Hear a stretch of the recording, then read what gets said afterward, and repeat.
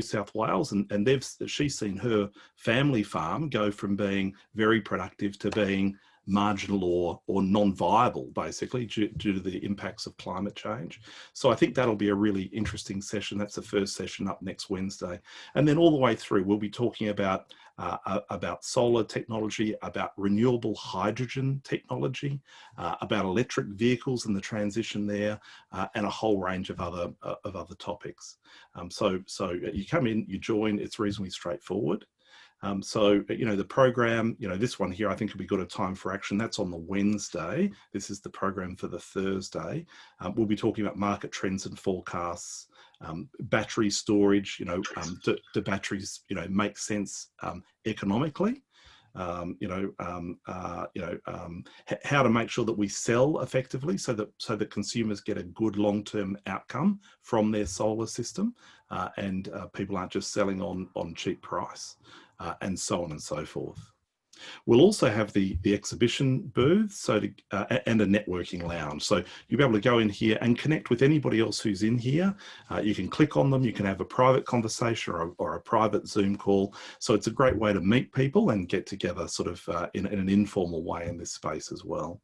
And that sort of shows the exhibition booth. So that's a little bit of a... Did you search the world to get the technology right for this? Yeah, we did. I actually had staff, because when it was apparent that this was bad, I was sort of, watching this from the sort of the time that the outbreak started in China.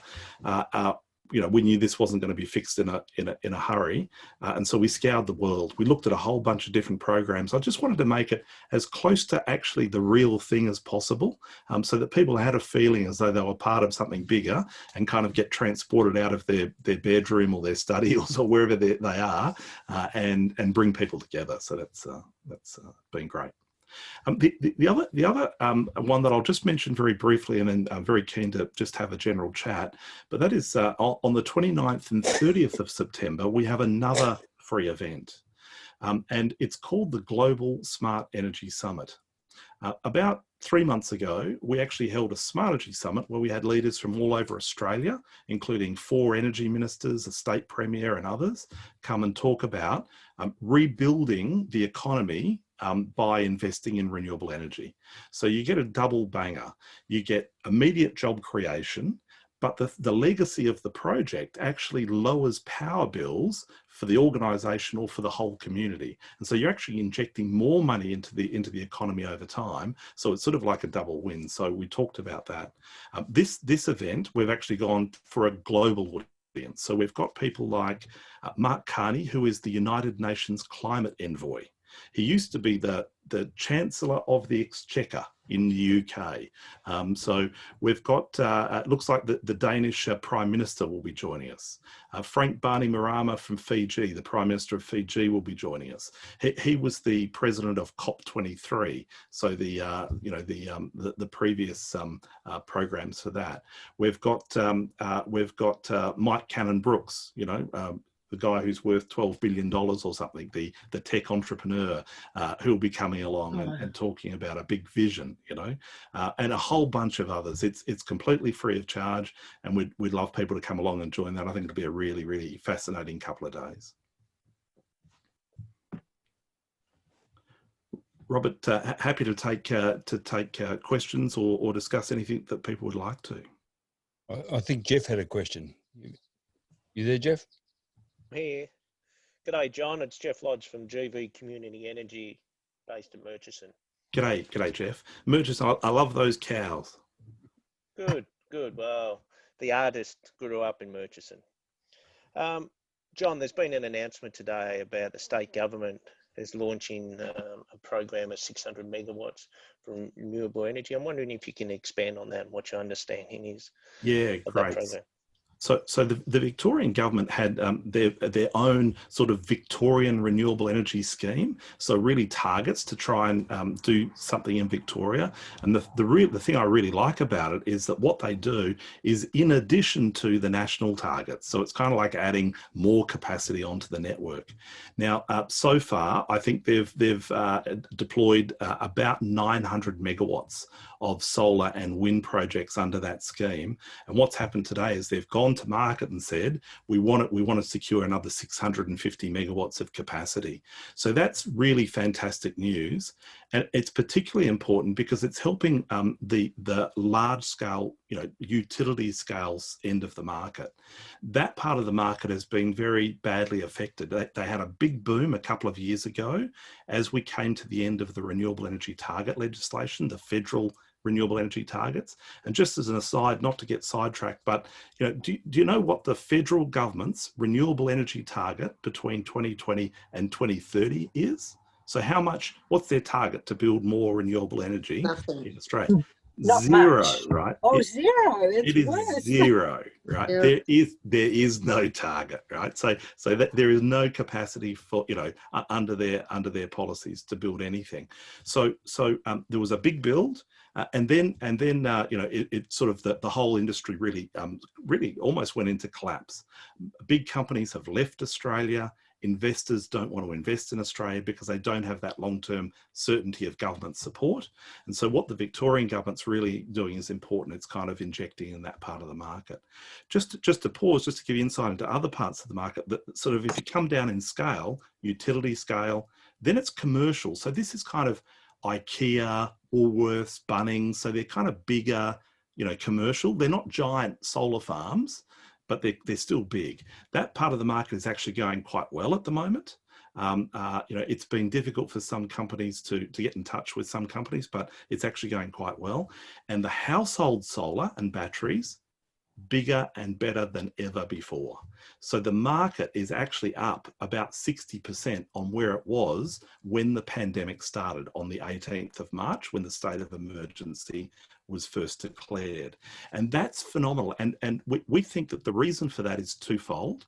One, people are actually at home more, so they're using more electricity, they're thinking about electricity.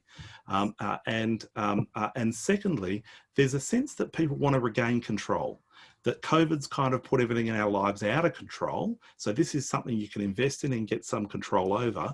And so it means that more people are buying and installing solar than ever before. Alfred, you had a question, I think, about hydrogen. Yeah. We had a speaker here. Who was it, Robert? Previous. Andrew Blakers. Professor Andrew Blakers. Yeah. He was very anti-hydrogen. Is that It wasn't anti, Alfred, he's just saying... Well, it was a fallacy that it was very inefficient and we shouldn't even think about it. That's the message I got. We can do other things first. Yeah. So one of the things that we established a couple of years ago was a division of the Smart Energy Council called Hydrogen Australia. And Hydrogen Australia is really about promoting renewable hydrogen.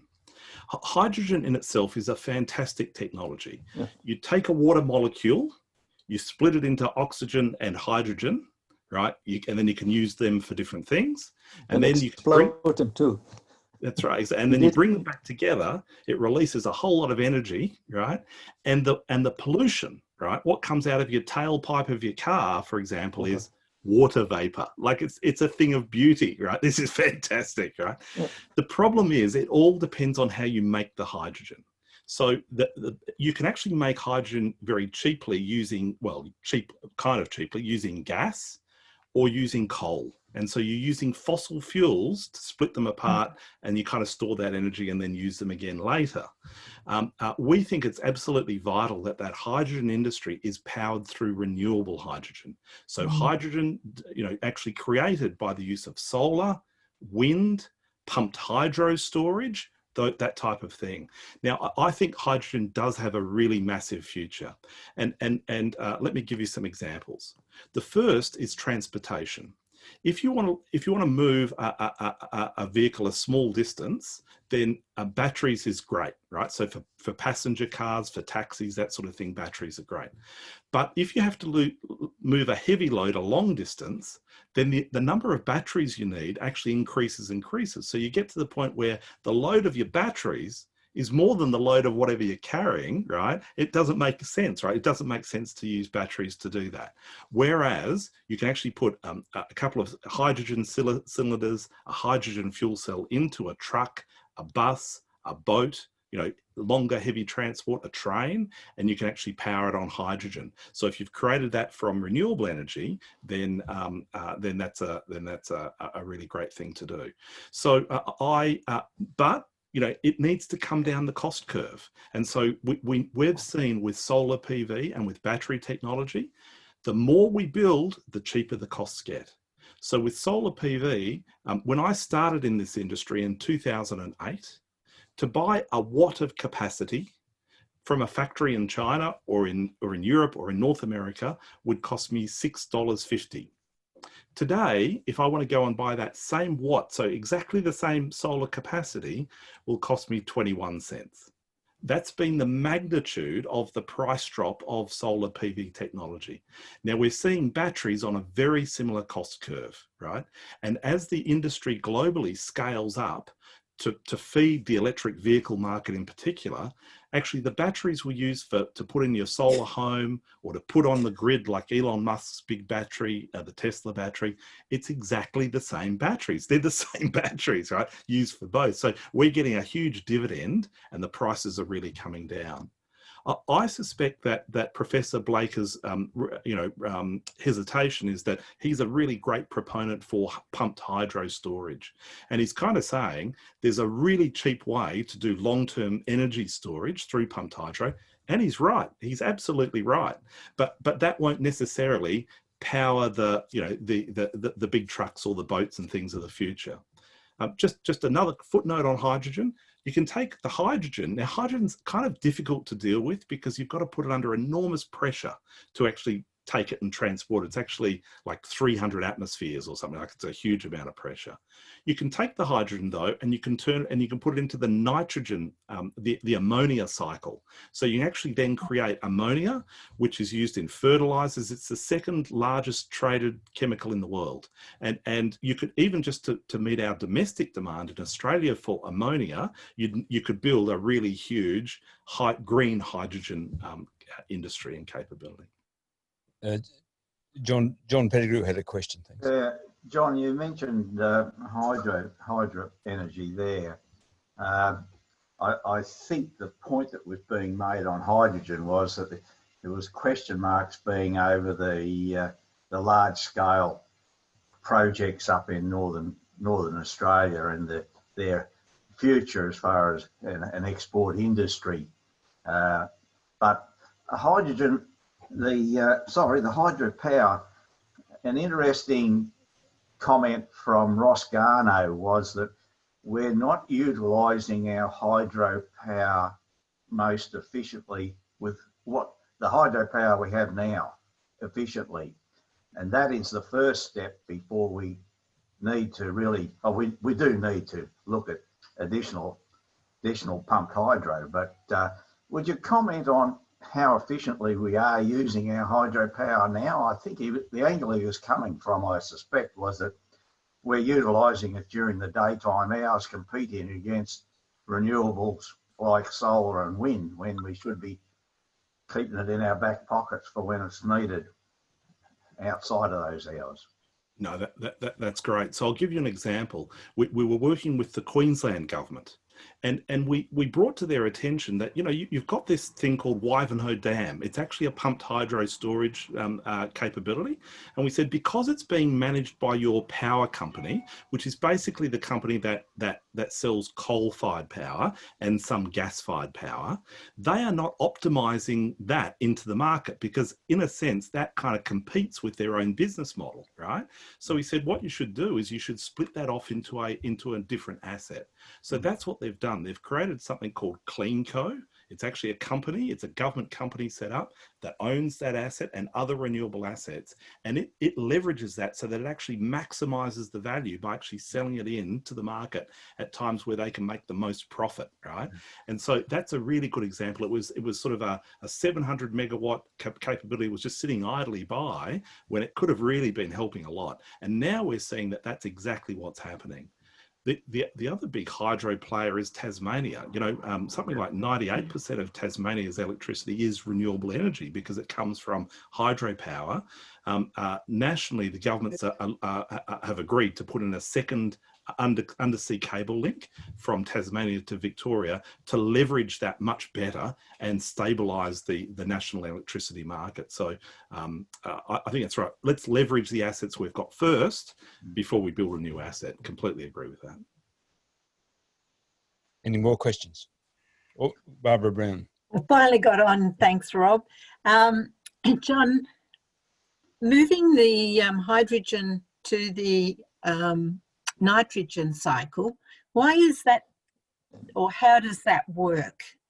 Yeah. Okay. So as I understand it, and I'm not a chemist, and so, but I can suggest some really good communicators on this stuff that could do another session with you. But my understanding is you take the hydrogen, you introduce nitrogen, and it actually binds, and you can create ammonia. And then ammonia is the base chemical that actually a whole lot of things are derived from. So, and I also understand that that you can easily get the components to do that. So it actually then turns into a liquid. It doesn't need to be stored at high temperatures, and there are big ships that are actually already move ammonia around the world all the time. So you could just basically fill up an existing tanker, send it to Japan, send it to South Korea, those economies that want to power their economies with renewable energy. So yeah, but so it's much easier to split the hydrogen off from the nitrogen? No, so I wouldn't get into the, I wouldn't pretend to be a chemist, but that's my understanding. And probably someone, Rob, who you might reach out to, and I can certainly help with this, is Oliver Yates. Oliver was the founding chief executive officer of the Clean Energy Finance Corporation, also known as the CEFC, and that was the green bank that was established by the federal government, a $10 billion bank to invest in renewable energy projects, and the investments that they make actually come back with a positive return. They actually make money from making these investments. So their pot, if you like, is growing all the time. So and it helps the Australian budget. So and Oliver is a specialist in the ammonia cycle and that part of the industry. So you know Oliver? Oh, absolutely. He's on our board of directors. Okay. Oh, good. And would be really pleased to make an introduction to Oliver for you. Great. Well, I'll email you about that. So that'd be great. Yeah. Yeah. Anyone else? Yeah. John, could you give me a little potted history of where you came from and how you ended up on the Smart Energy Council? Yeah, sure. So my background, I graduated at a time there weren't many jobs. It was 1991. There was a recession on, and I actually joined the Air Force as an officer, and did that for about a decade. Then worked in the Department of Foreign Affairs and Trade, so another part of government, and then stepped out into business. I actually co-founded a business. We built and listed on the stock exchange, and then came into the environmental field. So I was then started a company in water purification technology during the time of the millennial drought. And you know, we're commercializing new technology. Unfortunately, the global financial crisis came along, and we did a trade sale, so it wasn't what we're hoping for. But and then I came into this position, and I've thoroughly enjoyed being in the renewable energy space because I think it's about disruption. It's about using technology smarter. It's about lowering the cost for the economy, so actually saving householders and businesses money. It's about job creation and investment. So if you think about rural and regional Australia, this is the place where we want to have the high-paying green collar jobs of the future. We want to invest in these big projects that employ local people, that actually give an impetus. We want to put wind farms onto the land of local farmers so they can make a secondary income from that, right? So I really like it because I am personally absolutely passionate about climate change. In fact, I'm a little not despondent, but I'm very concerned. You know, I think that the science is telling us we need to reduce our emissions by 6 to 7% per annum this decade. And currently, what we're achieving is increased emissions of about 2% per year. So it's just like, there's a big gap between where we are and where we have to be.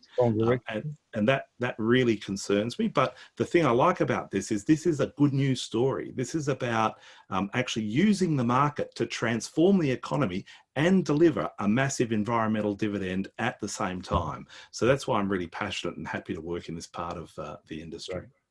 John Pettigrew's got a question.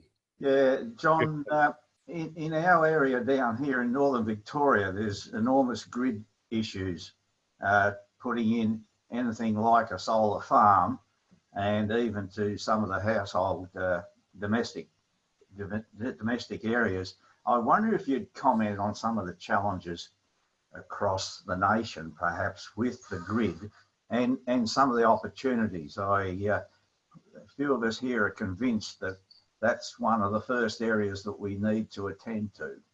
Oh, and you're absolutely right. Particularly that northern part of Victoria is notoriously weak in terms of the grid infrastructure.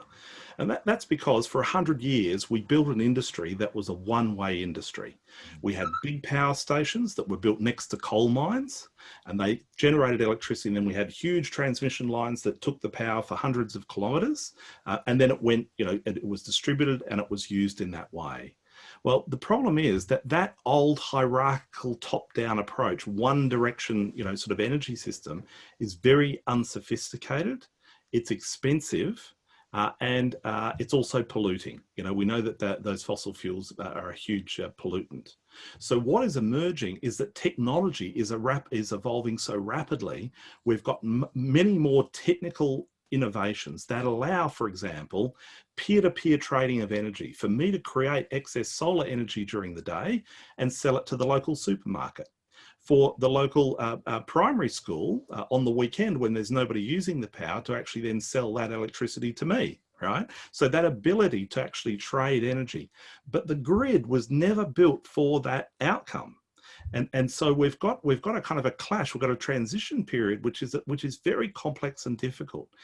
What we need to say though is first, we are committed to doing this. Well, and the difficulty is that the federal government, for ideological reasons, want to retard and hold back the advancement of renewable energy because of vested interests and other things. So we've got the market where the technology and the economics, the engineering and the economics says this is the smartest and cheapest, most reliable and cleanest way to generate and use energy. But the federal government's kind of at the high level holding it back. But until we transition, and it's a bit like King Canute on the shore, commanding the tide not to come in, right? It's futile, right? Because the economics and the engineering mean that nobody is going to build a coal-fired power station in Australia. So all of these coal-fired power stations are reaching block obsolescence. They were built in the 1960s. They were built in the 1970s. They're absolutely cactus. They're completely, rust buckets. And the amount of money you've got to spend on them just to keep them going isn't worth it because it's huge investments that you might get another 5 years life out of them. So instead of sending a clear signal to the market, we've got this gridlock, which is political gridlock, which is about ideology, well, as Malcolm Turnbull would call it, ideology and idiocy, right?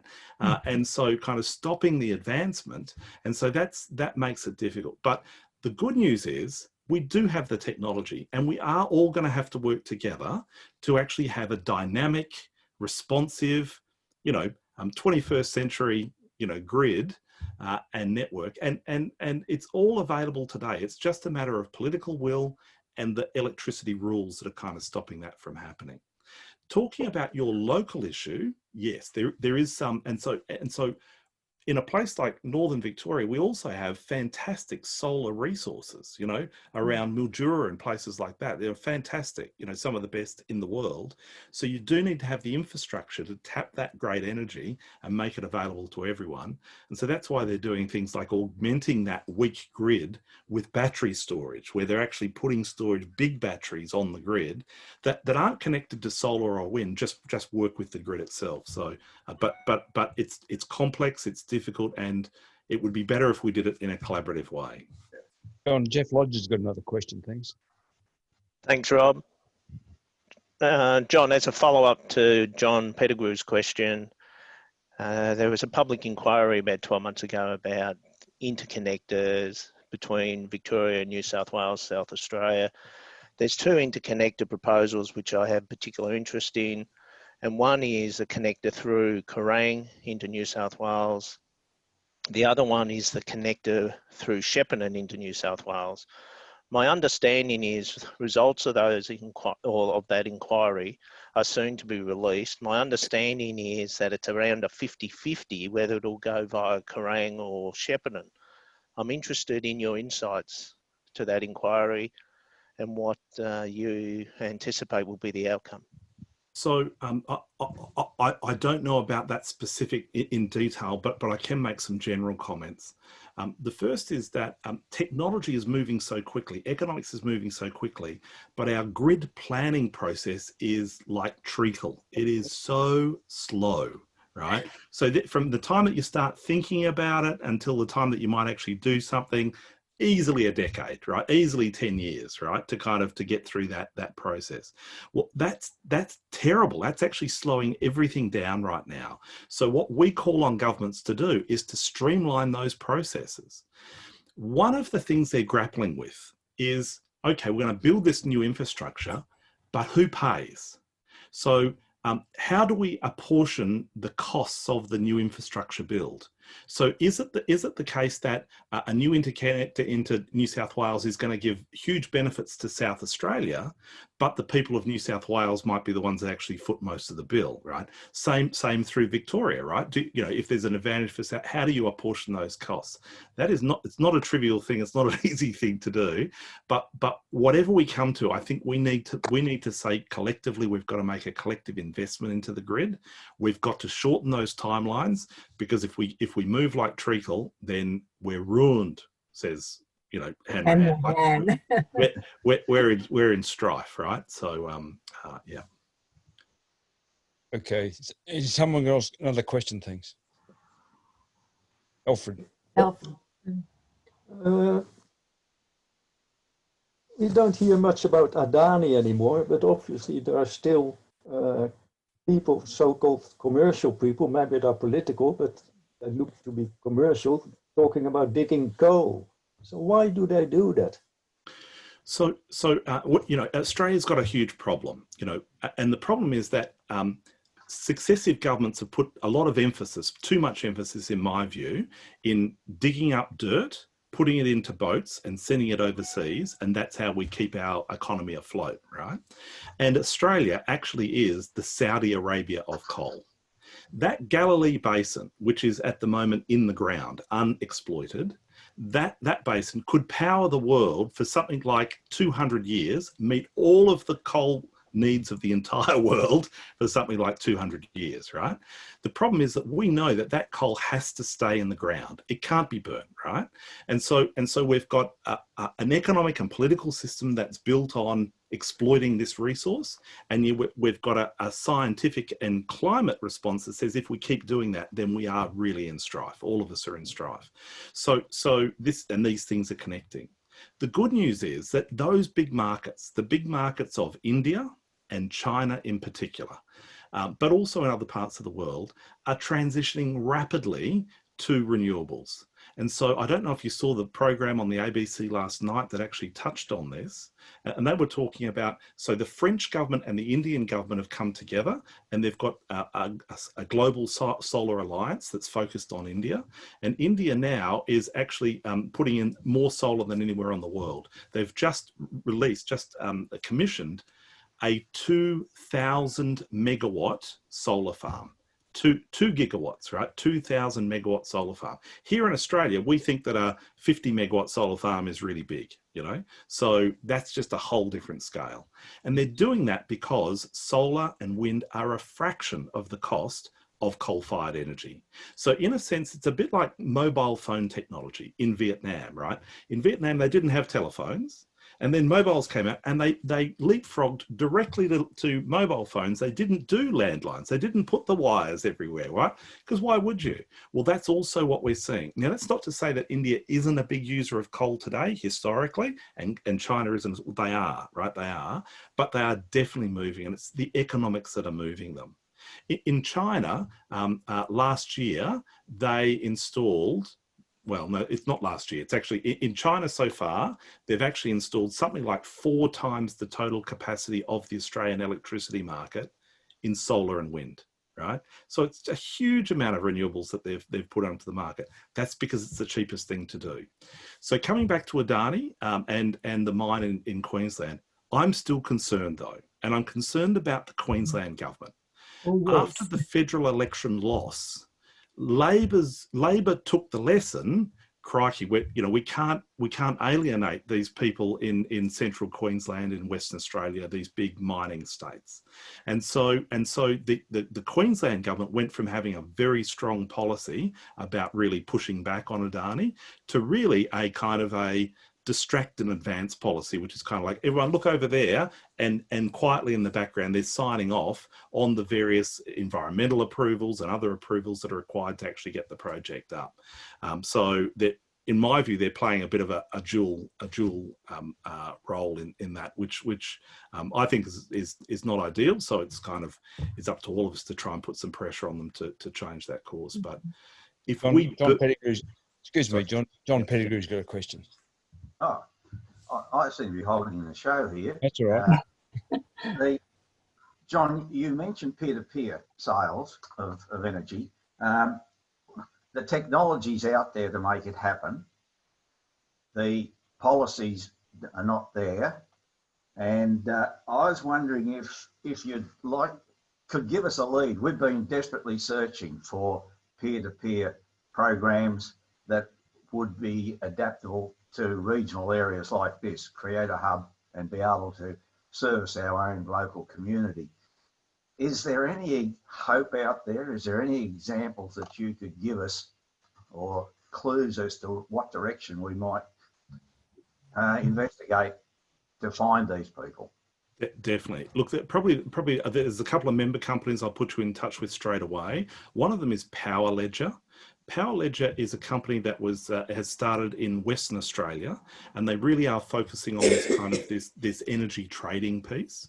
Now, they do have an installation in Western Australia where they've got a central battery, they've got a central solar, and they do allow that trading to happen, but it's all behind a single meter. So there's like a master meter, and then behind the meter, they're allowed to do that. The problem is that when you step out and you're actually trading between meters that are on the network, that the complications start to happen. There's another company who's actually looking to take regional towns essentially off grid. So provide that service, 100% renewable energy to a town. The technical issue, and it's all technically possible, economically possible. The rule problem, as I understand it, is that there's no way for them to get access to the poles and wires because they're, by law, actually run by somebody else, and so it gets messy. So look, I'll reach out to Robert after this, and there'll be a few people I can put you in touch with, and certainly let's see if we can get you a bit further along that path. That'd be great, John. Thanks for that. Any other questions? Oh, Jeff Lodge again. John, just picking up on your last comment about a company that's working on regional towns to go off the grid. Can you just expand on that? And the project that you're thinking of and referring to? Yeah, sure. So I'm aware of a couple of others. There's actually a couple in Victoria. Now, what is it? What's the name of the town? Yakandanda. Yakandanda. Okay, Yakandanda. Yeah, absolutely. So the Victorian government has actually worked with a couple of groups to do like a kind of a ring-fenced trial, to see how this would work. And I think at the moment, if you were to go to Lily D'Ambrosio in Victoria with a proposal to do something in a community sense, I think you'd find a receptive audience. And what they'd do is they'd basically make an exemption from the rules to allow something like this to kind of go forward. But what happens is that a developer would come in, they'd put in place the infrastructure. Often what you'll find is that they'll open it up for local people to become investors in the project and be able to get, typically a 5, 6, 7% return on investment for actually doing that, and sort of become customers on the project as well. So a couple of companies that specialize in this. I know several of them, several of our members, and we could definitely put you in touch with people to get you a bit closer with that. If you just send me those links when you finish, John, that'd be great. I can, no problem. Thank you. No, that's good. Yeah. Any other questions? You got anything, Mike? You've been quiet down there and just listening. Okay. Yeah, I got one question. When you mentioned before the cable from Tasmania to the mainland, I remember 10, 15, 20 years ago, maybe, there was a lot of concern about the whales swimming over those electric undersea cables. Is that still an issue, or is that disappeared? I've not heard of it. I've not heard of it myself.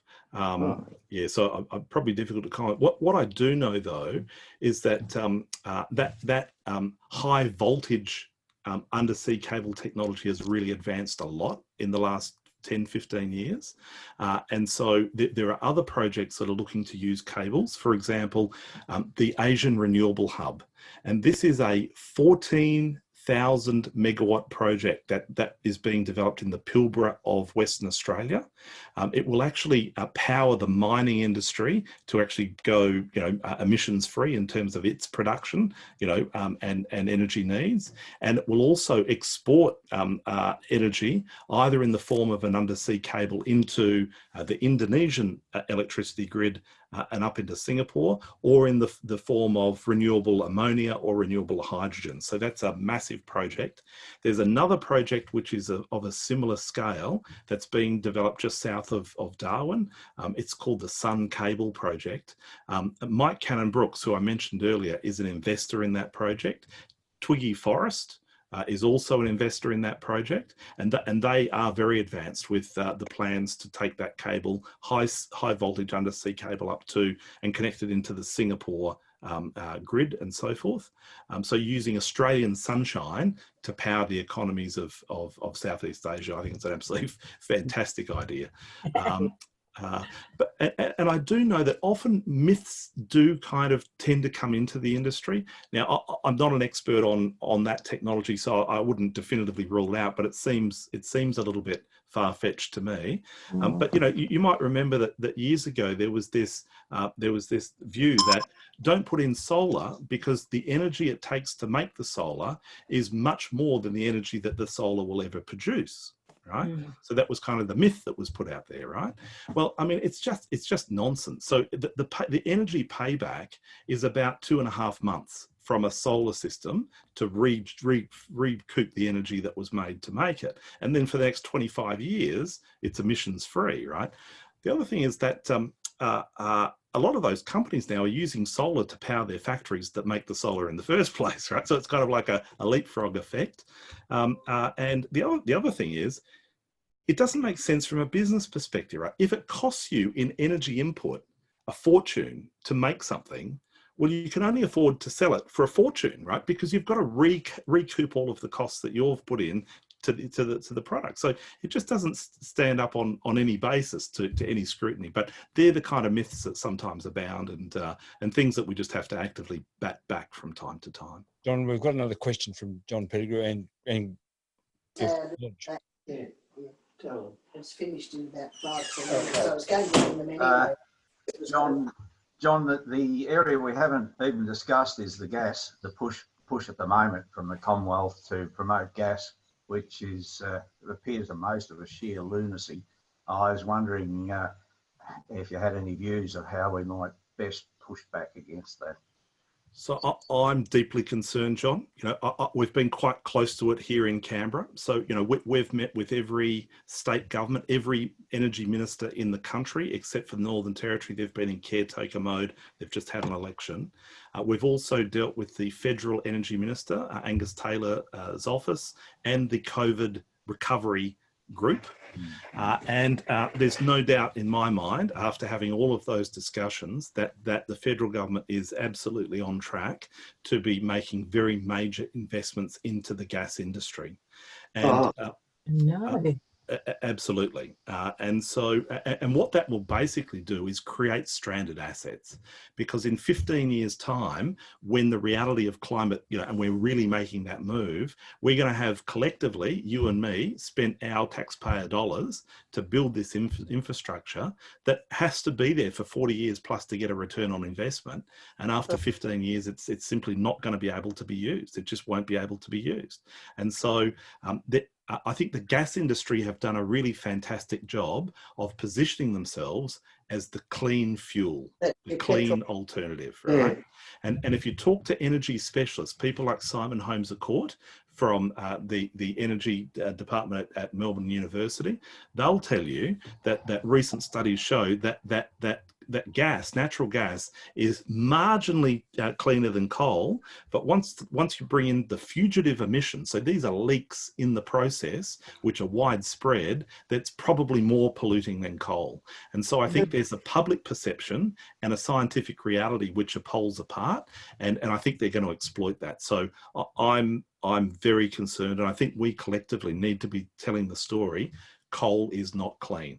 Coal is a dirty fossil fuel. We cannot, think that gas takes us to a better future. It doesn't, So I'm despondent and worried about it. John, we've got one last question from Jeff Lodge, and then we better wrap up things. Thanks, Rob. John, GV Community Energy, we're a social enterprise not-for-profit company. We've been working in this space for 12 years, and we currently have 2 utility-scale solar projects on our books. 2 weeks ago, we submitted a planning permit for 21 megawatt, and by Christmas, we're anticipating putting in our second planning permit. We've hit a roadblock. Our second project is on an irrigated property, and we've been advised that the Water Minister has a blanket ruling banning all solar farms on irrigated properties, regardless of whether they've got water or not. Are you aware of this issue, and do you have a position on it? I'm not aware of it, and we would be happy to elevate this. So Wayne Smith is our government relations and stakeholder relations manager. We're in essentially daily contact at the moment with the Victorian government, all different components, particularly around the shutdown, around COVID and so forth. I'd be very happy to brief Wayne on this, and let's see if we can't raise it and get some movement on it for you from the Victorian government. So will Jeff contact Hello Direct, or will you send me a link or something? Why don't they go for a dry land place? That's Elizabeth, I assume. Sorry, I didn't realise you could hear me. I'm just sitting here trying to be quiet. We can't see you. I can hear you, Elizabeth.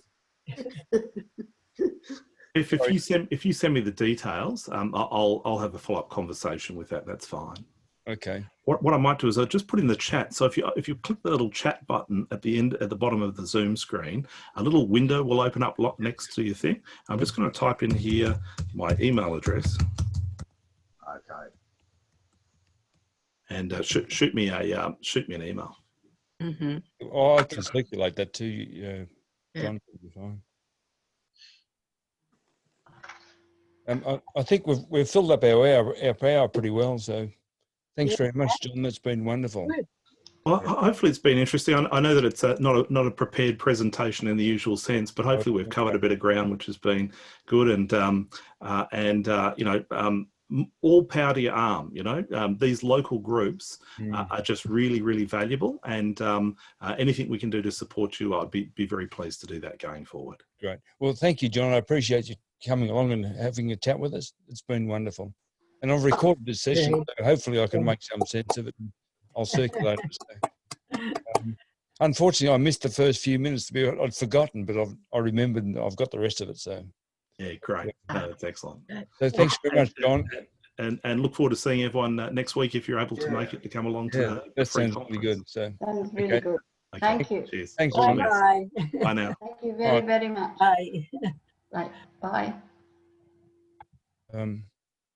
Anybody got any questions of me? I guess if I can answer. Do we have to book in for that conference, or is it? I don't know. If you just go to the Smart Energy Conference, there's details there. I think if you just register, you'll get the details from that, Alfred. So. You do have to register. I've just actually gone to the website and registered, and it does ask for quite a bit of detail about you. But once you've registered, you can press and enter the conference button at the top right, and that'll give you access. I could put the website up if you want. Yeah, you do that. Yeah, I've got it here somewhere. Yeah, Put it on the chat. I'll put it on the chat right now. Yeah. It's a pretty good program, or appears to be a pretty good program. Yeah. And you don't have to be there for the whole 2 days. You can just choose what to go to and go to that. Yeah, that's the website, and it's very slick. Looks like it should be quite an interesting conference. A lot of speakers. Yeah. As John said, they've searched all around the world to find the best technology to make it work properly. So. Okay. Okay. Good. All right. Well, thanks for coming along, guys. As I said, I've recorded this, so what happens, I'm not sure, but we'll see how we go. Thanks, Robert. Thanks, Rob. Well done, Rob. No worries. Thanks.